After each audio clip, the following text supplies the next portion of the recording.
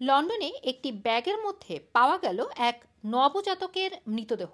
লন্ডনে নোটিং হিলে চার্চের বাইরে ব্যাগে যে নবজাতকের মৃতদেহ পাওয়া গিয়েছে, সেই নবজাতকের মায়ের সন্ধানে নেমেছে পুলিশ।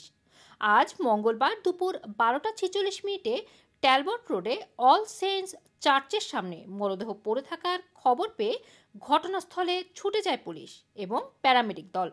তারা ঘটনাস্থলেই শিশুটিকে মৃত ঘোষণা করেন। প্রাথমিকভাবে ধারণা করা হচ্ছে শিশুটির জন্ম হয়েছে আজই। অল্প কিছু সময় আগে জন্ম হওয়া শিশুটিকে কে বা কারা ফেলে গেল তা নিয়ে তদন্তে নেমেছে পুলিশ।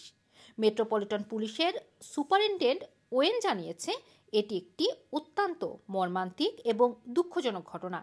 ঠিক কী ঘটেছে তা খতিয়ে দেখতে তাদের তদন্ত চলছে।